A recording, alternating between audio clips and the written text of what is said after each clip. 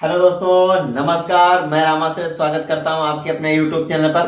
तो कैसे मित्रों, आज आप सभी, मैं आज आपसे बात करने वाला हूं भारतीय शिक्षा बोर्ड के बारे में। और इसके लिए हमने आज अपने खास मेहमान को आमंत्रित किया है, संत कुमार जी को। इनका स्वागत है बहुत बहुत सर आपका हमारे YouTube चैनल पे। तो आज सर के साथ हम बात करेंगे भारतीय शिक्षा बोर्ड के बारे में। क्या है भारतीय शिक्षा बोर्ड का जो सामान्य परिचय है वो हम आपको कराएंगे।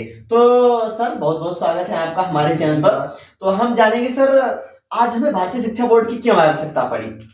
भारतीय शिक्षा बोर्ड का इसलिए हमें आवश्यकता पड़ी क्योंकि जो हमारा पुराना जो शिक्षा पद्धति था, मैकाले का शिक्षा पद्धति था, और उसके पहले जैसे कि आपको पता है श्रुति, जो बहुत सारे हमारे भारत में गुरुकुल थे जिसमें श्रुति ज्ञान परंपरा के माध्यम से जो विद्यार्थी हैं उनको पढ़ाया जाता था, जिसमें वेदों का ज्ञान दिया जाता था। तो उसमें जो शिक्षक होते थे वो अपने मुंह के माध्यम से, अपने मुखारबिंद से ज्ञान को बोला करते थे और उनके विद्यार्थी भी उसको धीरे धीरे उसको दोहराते थे, और इसी प्रकार से उसका बार बार लगातार अभ्यास किया जाता था, और इससे उनके दिनचर्या में वो समाहित हो जाता था, और उससे उसको वो आगे बढ़ाते थे। तो इस प्रकार श्रुति ज्ञान परंपरा था, प्राचीन परंपरा थी, जिसके अंतर्गत क्या होता था कि एक दूसरे को ऐसे बढ़ता रहता था।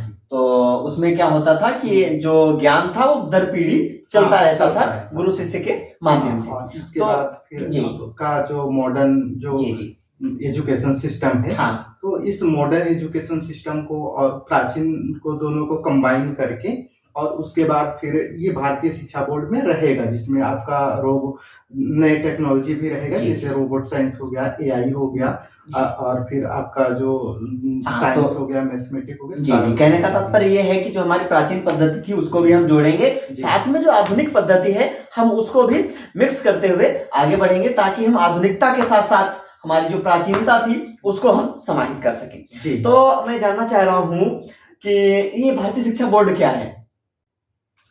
देखिए क्या है कि भारतीय शिक्षा बोर्ड जो है वो एक नेशनल बोर्ड है, और नेशनल बोर्ड है जो अन्य बोर्डों के समकक्ष है, जैसे बीएसबी हो, ये बीएसबी हो गया, और आपका सीबीएसई के समकक्ष है, जो आपका मानव संसाधन मंत्रालय से मान्यता प्राप्त है। और ये बोर्ड जो है इसमें बाल वाटिका से लेकर के कक्षा 12वीं तक के विद्यार्थियों को इसमें जो परीक्षा के लिए उनको तैयार किया जाएगा, और तैयार करने के बाद उनके परीक्षा का पूरा मैनेजमेंट किया जाएगा, और उनको परीक्षा दिलवाया भी जाएगा, सिर्फ तैयारी नहीं किया जाएगा। सर लोगों के मन में एक भ्रम रहता है कि हम भारतीय शिक्षा बोर्ड में बच्चे को पढ़ाएंगे तो आगे चल के हमारा बच्चा जो है क्या अन्य जगहों पे, जैसे उसको तैयारी करानी है, आईएएस बनाना है, पीसीएस बनाना है, या जेई के लिए जाना है, उसको नेट के लिए जाना है, क्या बच्चा भारतीय शिक्षा बोर्ड में पढ़ाई करने के बाद में उस क्षेत्र में जा सकता है सर? हाँ, देखिए क्या है कि लोगों के मन में तो रहता है, क्योंकि नया चीज है तो भय रहेगा ही रहेगा। लेकिन उसके बाद भी ये जो है, ये जो सीबीएसई है उसके समकक्ष है, तो बच्चा इसमें से पढ़ेगा तो वो कुछ भी कर सकता है, जा सकता है। तो मैं जानना चाहता हूँ, और दर्शकों का भी बहुत मन रहता है, भारत सरकार के माध्यम से भारतीय शिक्षा बोर्ड संचालित हो रहा है इसको, तो मैं ये जानना चाह रहा हूँ, जो दर्शक हैं वो ये चाहते हैं कि जो भारतीय शिक्षा बोर्ड है इसका मुख्यालय कहाँ पर स्थित है। जी, इसका मुख्यालय क्या है कि हरिद्वार में स्थित है जी। तो ये पतंजलि योगपीठ हरिद्वार में आपका भारतीय शिक्षा बोर्ड स्थित है। तो इसकी मान्यता लेने के लिए क्या पतंजलि योगपीठ हरिद्वार जो मुख्यालय है वहां पर प्रारंभिक रूप में जो मान्यता लेनी है, यानी प्रारंभिक जो हमें बात संवाद प्रारंभ करना है मान्यता के लिए, क्या उसके लिए हमें मुख्यालय हरिद्वार जाना आवश्यक है?